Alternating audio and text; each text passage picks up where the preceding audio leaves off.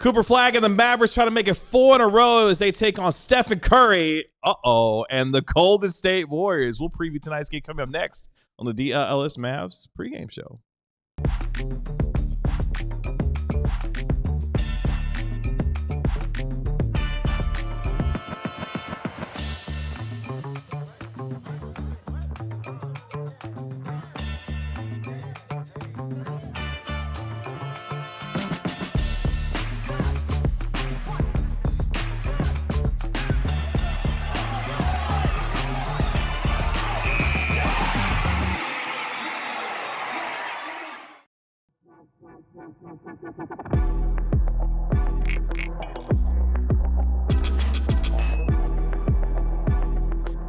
It's the DLLS Mavs pregame show live in our downtown DLLS Sports Studios. Kevin Gray alongside, oh my gosh, it is a Mavericks show mashup universe show.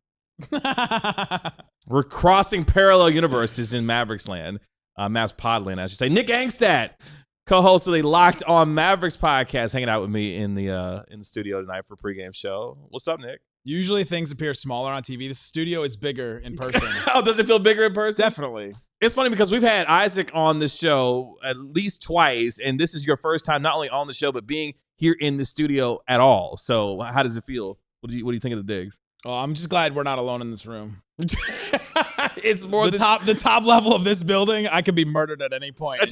You would never find me, ever. Try being in here like when you're the only one. Like that's why I was asking you if the ghosts from the place downstairs ever haunt you. Yeah. One time I was leaving this place when Dick's was still open, and like I had my hoodie on because it was cold, and the elevator was going down, and it stopped, and I thought it was on the first floor, but it wasn't. And it opened. And I started to walk out, and I scared the crap out of this guy because it was just I was in this hoodie, and it's like 12 midnight. You know, it's like, what are you doing here? Yes. What did you take? What did you steal? Nick will hang out with us here on the pregame show this evening as the Mavericks take on the Golden State Warriors tonight. Mavericks looking for 4 in a row as they take on Steph and Curry and Golden State tonight. Tonight's, of course, going to tip off at 6:30 p.m. You can only watch this game, boys and girls, on Prime Video. So if you got NBA on Prime, you can't watch tonight's game, or you could watch it. Actually, you can't watch it anywhere else. It's an exclusive NBA Prime game. You could watch it in person. You could watch it in person. You could if try you go to to look the in game. one of the windows from outside the AAC. You could bribe a friend to live stream it on something and then get kicked out. Or that too. There's all kinds of ways. Lanessa with the $2 super chat. Nick first on Haymaker.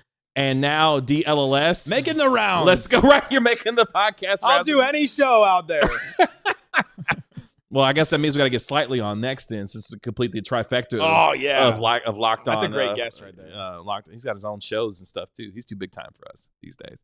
There's all kinds of stuff going on. Yeah, does he make in-person appearances or I don't know. Does he exist outside? We've never had the funds to pay him enough to do it. So, I mean, one day we'll come up. Would he like bring a green screen to like put behind him in the show? Like, while I just feel like he always has. That's why we can't afford him. He'll bring his own stuff and props. What's the name of that AI actress? AI actress?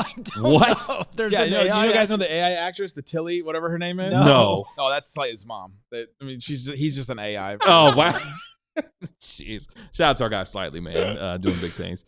Tonight is game number 45 on the season for your Dallas Mavericks tonight. Can you believe that? It's been 45. Tonight will be 45 of these. No, it just means how many more we have left to go. That means we have, 37 more of these to go. Good math, KG. This upcoming for the rest of the season.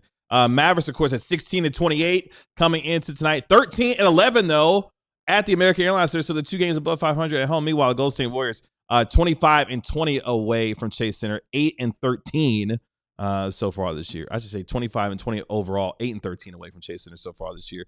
As the Warriors, check this out, were a 2.5-point favorite starting the day. That's jumped all the way up to 6.5. So the Warriors 6.5-point favorite tonight with the over/under at 234.5. Tilly Norwood, shout out Wildcat. Oh, is that the person? That's the person. That's the AI actress. That's the AI actress name. I had no idea what you were talking about. I was like, who is he talking about? Somebody's gonna get that joke. And yes, Bobby is off tonight, so you won't see him tonight on the pregame show or the postgame show. So y'all go. I thought Nick was Bobby for the. Bobby's hair is way worse than mine. Come on. Well, whoa, shots fired. His basketball knowledge is better. The hair, come on. How did you confuse the two of us? Jeez, man. How much product do you use in your hair? Enough. You got you know who Marty Smith is? Off ESPN? Yes. You know who Marty Smith is? Country, he's like always at Arkansas and Alabama. He's like Lane Kiffin's personal interviewer these days. He uses so much product in his hair. Like his hair is just sticks and stands straight up. Hey, I don't know how has that ever moved since I've met you? I don't think that's ever moved. Sometimes you just you need to fill in the spot of the talking hairpiece. I learned that from Dan Patrick. Sometimes that's just what you got to do. That's what you got to do. Let's check this out. So the Mavericks, 12th in the West coming in tonight. They sit a game and a half behind the Clippers for the 10th seed and final play-in spot in the Western Conference. You know, the Clippers have been winning a bunch of games as of late. They can't lose anymore after winning 6 of their first 27 games to start off the season. They've averted the existential crisis that was the Thunder potentially getting the number 1 overall pick. But that's all fine and well now. As the Mavericks, of course, coming off their 3rd straight win on Martin Luther King Day on Monday, where they beat up on Jalen Brunson in the New York Knicks. The Mavericks beat the Knicks up so bad on Monday. Jalen Brunson was calling in-game players-only meetings in that game on Monday night. It didn't do much because the Mavericks went on to win 114-97 in that game. Of course, they literally built a 30-point lead after that players. They did. They did actually. They left the players only meeting and went down by 30. That's right. And it's all bad for New York. They did beat up on the Nets last night, but who doesn't these days? Would you trade Jason Kidd to the Knicks right now? I bet the Knicks would take Jason Kidd right now at this rate. They wanted him in the offseason. They didn't give up. They should have given up like a first-round pick. Does Jason Kidd regret staying with the Mavericks, considering everything that's happened this year, or going to that Knicks thing? I mean, the Cooper Flag made it all better for him. Absolutely. Yeah, I think he's good now. But yeah, the Knicks are in shambles. They're in complete shambles right now. The Mavericks are 6-4 in their last 10 games overall. 10-18 against the West so far this year. Just 9-15 though against teams above 500 so far this season. They'll begin a quick 2-game homestand tonight. That will conclude on Saturday night on the first night of a back-to-back when they welcome in. That's right, Luka Doncic and the Los Angeles Lakers. We hope. Right, we hope, given the weather situation that's to be predicted this coming weekend. Meanwhile, Golden State Warriors, they are currently 8th in the West, 2.5 games behind what is, check this out, the Phoenix Suns for the 6th seed in the Western Conference. Suns been playing really good ball as of late. They've climbed all the way up to the top 6 in the Western Conference. They're coming off their loss on Tuesday night to the Toronto Raptors, where Emmanuel quickly went for 40-10 on Golden State in that game in what was a 145-127 loss to snap what was their 4-game winning streak. Most efficient 40-point game in NBA history. I couldn't believe that statistic when I saw 120% true shooting percentage. It's not even possible. Obviously, was that even possible for a true shooting percentage? 40 points on 13 shots. It's unreal. And 10 assists, too. And it's still a bad contract. It's okay, if Quickly was making like $22 million, I would feel a little bit better about that. But $32 million? 30 for the next 4 years. No thanks. The Warriors, though, 7-3 in their last 10 games overall, despite that loss on Tuesday. They're 15-12 against the West and 14-5 against teams below 500 so far this year. They begin a 4-game road trip tonight due to the Golden State Warriors that will continue on Saturday when they take on Anthony Edwards and the Minnesota Timberwolves. Now, this is normally the portion of the program where we do the Corella Strader scouting report. Do you have anything to scout on tonight? My scouting report is, what shoes is Steph Curry wearing tonight? Because that has been a thing that people have been interested in. He left Under Armour. He's wearing some Anti-Kais tonight, which I find awesome. Okay. To honor a guy like that, to go out there, wear those shoes. And then the other part of the scouting report is the injury report. I mean, that's the only thing that matters tonight. No Jimmy Butler. No Jimmy Butler. No Anthony Davis. No Kyrie Irving. Mm-mm. No Derek Lively. Nope. No Daniel Gafford's going to be out. No Daniel Gafford. PJ Washington's going to play. Is he going to have a minutes restriction? According to Jason Kidd, yes. Jason Kidd made up his minutes restriction on the spot. He was asked about his minutes restriction and was like, yeah, he will have one. Let's say 30 minutes. Let's say 30 minutes. What he said. Yeah, it's just like, wow, okay. And Cooper Flagg will have a minutes restriction that may or may not be relevant. So his minutes restriction tonight, according to Jason Kidd, is going to be 20 to 25 minutes, but he played like 28 in the game on Monday. Tanner, do you have the drop? I don't always tell you guys the truth. You and your Jason Kidd drops are infinite these days. Yeah. We're working on building up our I should have them on my phone. We're building our collection of Jason Kidd drops here. But yes, Cooper Flagg will be on a 20 to 25 minute restriction tonight. As look, today they're calling this, boys and girls, rivals week in the NBA. Now, you can take that for what it is because last night, apparently a rivalry that's budding in the league is the Cavs and the Hornets, where the Hornets got drubbed by, 100 last night by the Cleveland Cavaliers. But you could stretch the rivalry between the Mavericks and the Warriors a little bit, depending on how far you want to take it back. You want to take it back to when the We Believe Warriors took out the Mavericks. Yeah, there you go. You could take it back there, or you could take it to 2022 when the Warriors beat the Mavericks in the Western Conference Finals to go on to win. Tanner's like, no, we're not going to stretch it that wasn't even the right, like, it would have to be like Mavs Spurs or like. Well, I know. I'm just saying, like, if you want to try to make it stretch, if you want to, it didn't even feel like a rivalry. They beat the Mavs. They went up 3-0 and beat them in 5. Like, it wasn't. Yeah, it wasn't. I feel like the only real rivalries are like Lakers Celtics. Like, you got to do that if you're going to do this week. And only like traditional rival, maybe Sixers Celtics, but that's like the only long-standing one. Yeah. The ones that you got to do now is it's got to be essentially beef week is what they need. They need to turn into. It's like, all right, Chet and Wemby, okay, and they have to if they're going to make rivals week, they have to make it open-ended like the NBA Cup games, or it can be changed at some point during the season. Yeah, all right, so we do Ant versus Wemby versus Chet. We'll do like the players that obviously hate each other. Ooh, yeah. And then when who went after Luka again? It was Chris Dunn? No, the one who tried to fight him. Oh, Dennis Schroeder. Oh, yeah, Dennis Schroeder. So yeah. So then they play each other again like that week. Yeah, right. Stuff like that. Yeah. Luka was foul for that. That was hilarious. Make it beef week. Lakers Clippers kind of. That's the whole battle of LA. Yeah, that game is actually later on tonight. The Clippers hosting the Lakers. Now, it's interesting note on that. Will the Lakers decide to fly tonight to get here for tomorrow with the impending weather situation? Well, tomorrow's just supposed to be like sleet and wintry mix, and I don't know if that's going to stick. So they should be able to land tomorrow. But what Jason Kidd said is true before the game. He's like, the Saturday game will happen, right? Because they're going to get here. It's the games after that where will they be able to get out? Yeah, because they're on the second night of back-to-back against Milwaukee Sunday. Luka is stuck here, they might as well just keep him. Is there a rule in the CBA about holding players hostage? AD and Luka get traded back for one another. They swap them while they're here. Do like a parent trap thing? You think they'll know the difference? Just lock them in the room. Like, you're not leaving here. Speaking of parent trap, what's going on with the Bus family? That's a whole bunch of family drama there. We won't talk about that. Knicks Nets was a snooze fest. The Knicks beat the Nets by a bazillion last night. Yeah, but that was boring in a fascinating way because it was. If the Knicks had lost to the Nets last night, they were up by 59 at one point. Yeah, that's true. It was disgusting. 66 points in the NBA in 2026. Well, what was it? The Jazz beat the Hornets by 55 earlier this year. Like, we've seen some ridiculous blowouts. OKC Milwaukee. Okay, that's based in the NBA Cup, title game that they had, last year. So maybe they don't care about that. I guess Chet Giannis was kind of a thing. Yeah, but it needs to be like Harden Giannis when Harden called him out for not having a bag. Like beef week. Like let's do this. I forgot about that. Yeah, shout out to James Harden. That was hilarious. Rudy Gobert versus anyone. True. That's true. Him and Donovan Mitchell. That could be a beef week. Do they hate each other? Well, they used to. The whole COVID thing, all that stuff. Jonathan Kuminga versus the Warriors. Everyone on the Warriors. Yeah, exactly. You'll see him tonight. He'll be playing tonight for the Golden State Warriors. Of course, they have no Jimmy Butler, who's out for the rest of the year with a torn right ACL, but they do have Stephen Curry as well, the ageless one, where I hear that his three-point shot is quote. He's 37. He's 37. He's got an age.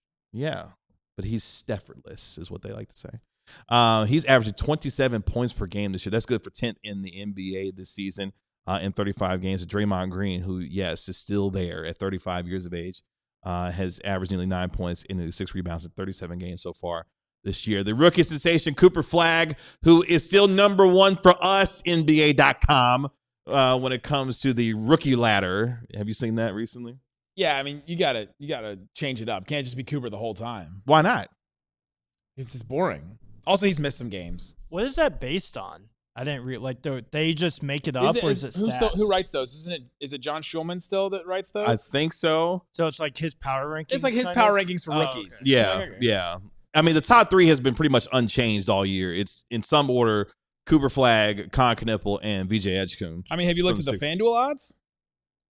I think Con Knippel's the favorite now to win the Rookie of the Year. No, is it still Cooper Flagg? So it was like It was like minus 900 for Cooper Flagg, plus 900 a couple days ago. Okay, so he's still the overwhelming favorite to win Rookie of the Year.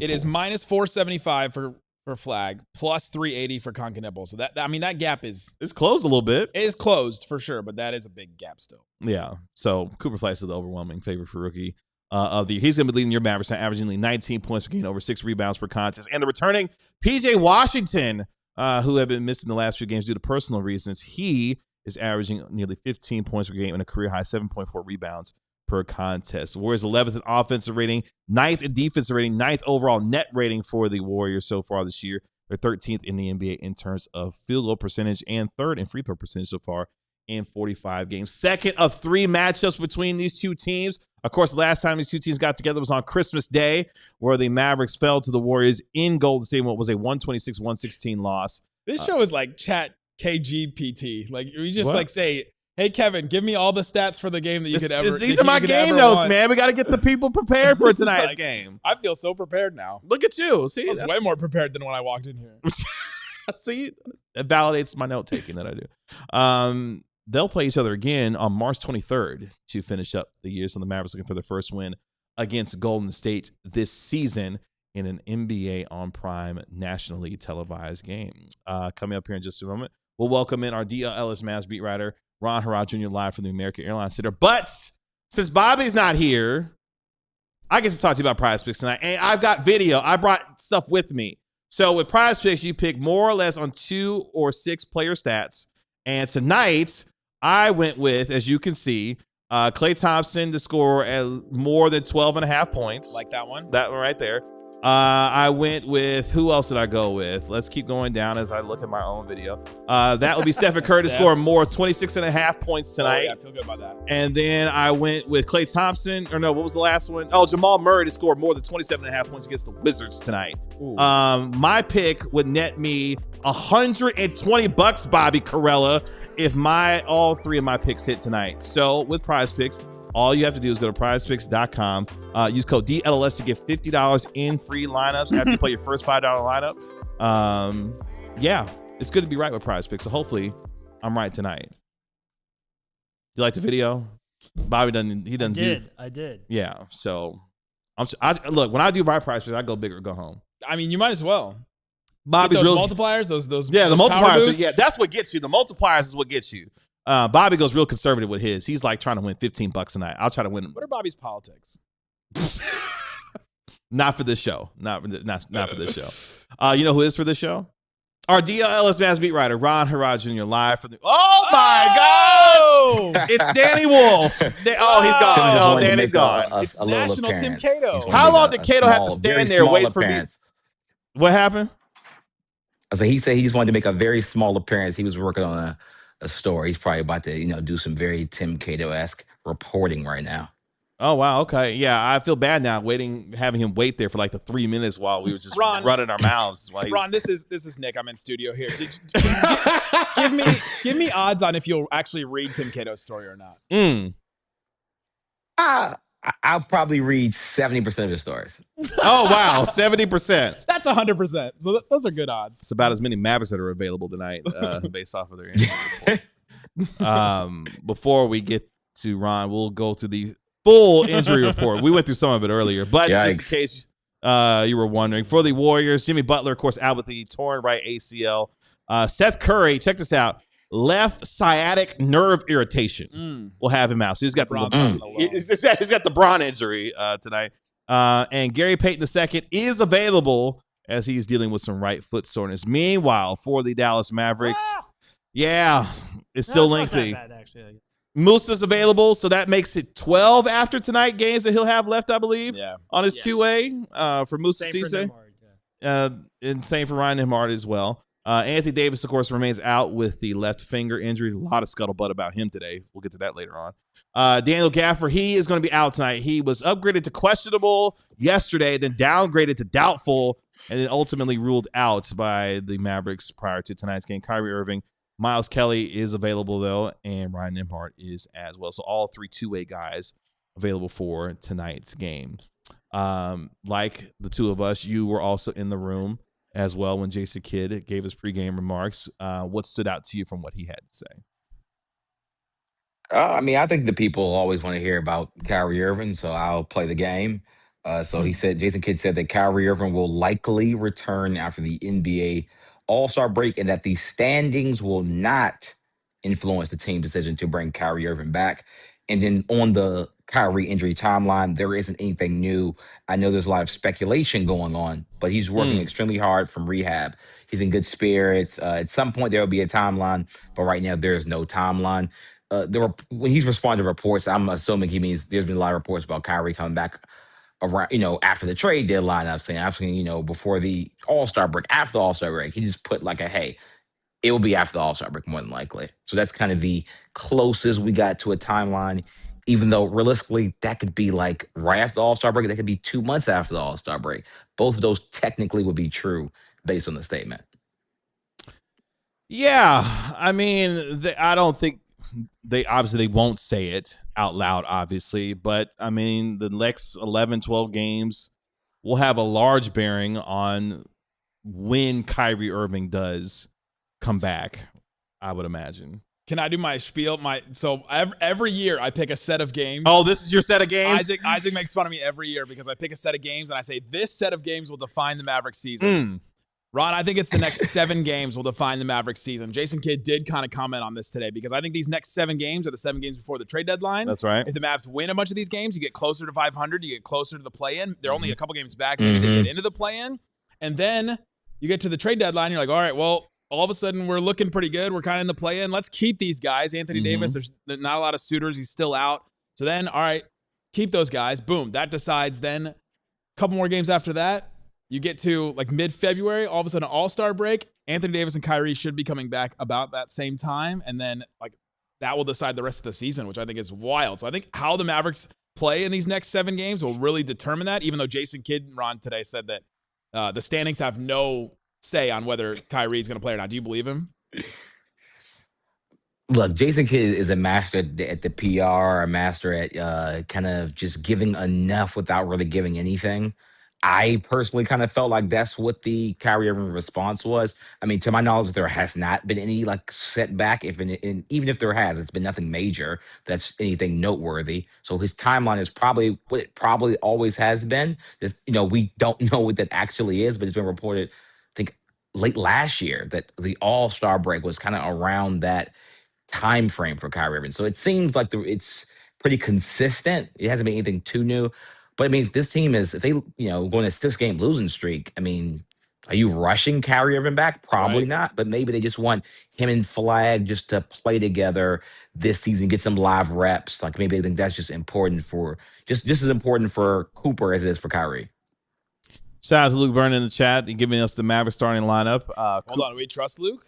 Yes, we do. I put it on the lower third. So yeah. Do you trust me? Okay. I do trust Tanner with a lot. That's right. Well, we also trust Luke. We do trust Luke. Cooper Flagg, Max Christie, Najee Marshall, Caleb Martin getting the start again, and Dwight Powell will be your starting center, which means Moussa Cisse is going to be your backup tonight because those are the 2 only available true centers the Mavericks have currently at the moment. So there's your starting lineup. Those 7 games that Nick is talking about tonight against Golden State, Saturday, hopefully, against the Lakers. And that's on the first night of a back-to-back as they take on the Bucks on Sunday. And then the next time they get on the floor will be another set of back-to-back when they host the Timberwolves and then go on the road to take on – actually, no, that's another home-and-home back-to-back, actually, Tanner. That's the 28th and 29th are both here, the Timberwolves and the Hornets. So, and then you have at Houston – at home versus Boston, at home versus San Antonio, and then on the road against San Antonio. I mean, that's really tough. A very tough stretch. And the Hornets are no pushover these days. That'll be a battle of the top 2 rookies in the NBA between Cooper Flagg and Con Knuppel, who's having a fantastic season for Charlotte out there, and what he's been doing shooting the basketball. He's been unbelievable for them. That gets us to our Mavericks Player Spotlight. We focus in on the sharp-shooting Max Christie, who has been unbelievable, and to some folks, Bobby Carella, untouchable when it comes to their trade value. As you see, Max Christie, the numbers on the screen there are fantastic. Averaging over 17 points per game, shooting over 50% from the field, nearly over 47% from the three-point line, and nearly and shooting over 86%, from the free throw line as well in over 31 minutes per night. And he had 26 in the game on Monday, shot a season high 10 threes, made a career high 8 threes in the game. I mean, bombing away from the 3-point line, Max Christie was, and he was fantastic on Monday afternoon. Oh, and after all that, Karl-Anthony Towns may be traded from the Knicks after that game. You know it's bad when the Mavericks beat you so bad that either your franchise gets ended, Clippers, Jazz, or you're having, as we mentioned, players-only meetings in the middle of basketball games. That's what the Mavericks tend to do to people. That's tough. That's what Max Christie does to people. Yeah. But he's been unbelievable this year. Top 5 in the NBA in 3-point shooting. Hopefully, we see Max Christie in the 3-point contest in Los Angeles this season. That's a lock. I think he'll get the invite. He already talked about it and said that he'll do it. I mean, that's as much of a, like, all right, player has said that he will do it. Is shooting well from 3. Done. Yeah. So it's in LA too, right? It is in Los Angeles. Yeah. So a chance for him to go back to LA tonight. By the way, with that also, it just hit me just now. Shout out to the chat. No PJ Washington in the starting lineup, which means he's coming off the bench tonight. He has not played well. So interesting to see how I thought he had a chance to be a 6th man of the year type of, candidate given I thought the way the Mavericks starting lineup would look. I mean, the weird thing about this Warriors team is they're small, and with Jimmy they get even smaller. Mm-hmm. And so putting out Caleb Martin there instead of PJ Washington is probably the move Jason Kidd is looking at, and he tends to go with perimeter defense if he can. And Caleb Martin's been playing pretty good the last couple of games, mm-hmm. so give him some more time. PJ's coming; he's on the minutes restriction, so he could be doing a Wemby thing too, like the Spurs have been doing with Wemby, where they bring him off the bench to start, and then he gets to close the game because he'll have more of his minutes at the back end of a game. But yeah, Caleb Martin's earned the right to. Can't believe I'm saying this out loud. Caleb Martin's earned the right to be in the starting lineup. He's earned the right to play. Well, I mean, given the Mavericks situation, he's earned the right to start. I mean, given the situation right now, I guess. Yeah, I mean, you just said he's played well. How many games does it take, Ron? If you're a coach of a team, how many games? Player shows at the beginning of the season he's not an NBA player, like not at that level. How many games does he have to show you before you put him in the starting lineup? With this team, it seems like 1 game is all it takes. I mean, three max. Coach Ron is like, give me 12 good minutes. Came into a game. Like, it seems like that's what Jason Kidd is doing. We've laughed a lot this season just because like every single possible lineup has like already happened. That's like healthy wise. Like he's tried everything. Except the one that we've wanted to see for the entirety of the season. Yeah. Well, yes, except for that. And D'Angelo Russell, I mean, at this point. Nope. Yikes. I mean, we'll just see again because Caleb Martin has kind of passed him on the rotation. Jaden Hardy's clearly passed him on the rotation. He started randomly 2 games, played really well actually in the first one. They've just tried everything that they can. Yeah, he's the last guy on the bench, which he probably didn't think he was signing up for. Yeah, that's the running question every night now. Will D'Angelo Russell see minutes? Is it? Is anyone? No, actually, who's on the other side of this? It's not. It's just when he didn't start. What was the game where there was one where we did a poll because it was like surely he has the. He had to start. It was one of the Utah games or something recently. It was one of these games recently. He didn't even play in the game, and didn't even play in that game. We did a watch along. I think it was last Thursday. Yeah, he didn't even because we did a poll. Like 70% of people were like, "Yeah, he'll play," and then nope. He was the only one that did not play. The only one that did not play. The only X factor for me, gentlemen, that I'm interested to see how it gets handled tonight. Is this a Jonathan Kuminga showcase game? Showcase game for Jonathan Kuminga tonight? For the Mavericks or for the Warriors? Yes. I mean, both. I don't think the Mavericks are getting him unless it's an Anthony Davis situation. I mean, the Jimmy Butler thing has completely changed the calculus now for the Warriors in the Jonathan Kuminga situation. Like I was talking to someone earlier, and it's just like it's not that the two of them necessarily talking about Steve Kerr and Jonathan Kuminga hate each other personally. One just has an inflated feeling about himself as a player, Kuminga, while the other person, Steve Kerr, is just like, I don't know if he's just that good at all. We've seen this with Jason Kidd several times. Christian Wood, D'Angelo Russell.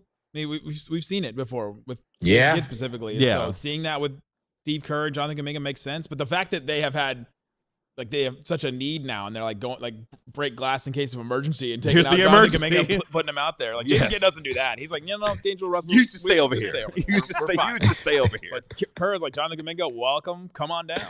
Before that game on Tuesday, Kuminga had 16 consecutive DNP CDs, and then he played 20 minutes. And then DNP PD did not play player's decision.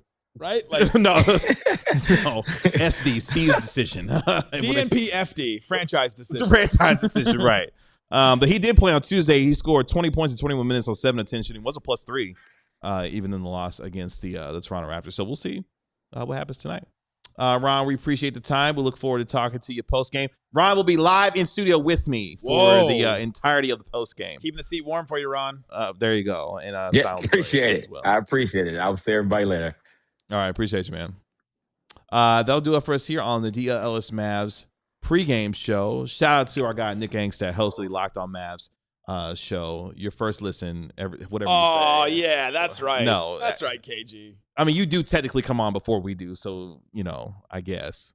But I mean, we exist in an internet ether where there are no times. It's the way you rattle off your 15-second spiel every single time. Mavs media member coordinator covered the Mavericks for 10 years. The first listen, I was like, oh my gosh, she's really got this down like every single day. It's funny when people say it back to me sometimes. Oh, do you feel like people yell on today's show at me all the time? On today's show, will the Mavericks trade Anthony Davis? We had a meeting at Lockdown about whether we should allow people to say on today's show or just start with their cold open, and I was like, well, people yelled that at me. It's kind of like a thing now. Yeah, you can't not do it. We had a whole meeting about it. Appreciate it, guy. Tanner made us look good and sound good as always. Thank you, sir. Shout out to you, man. Let's go, Tanner. Shout out to Tanner and Nick working together for the very first time. Thanks for coming and doing this, man. Appreciate it. Anytime, bro. We'll talk to you about 10, 12 minutes post-game right here on DLLS Sports. Our national NBA insider, Mark Stein, will be joining us live from the AAC as well to dunk on more ESPN reports. Paige Becker's MVP of the W next year. That's right. Shout out to Paige. We'll talk to y'all later. Peace. We all silly like the mayor.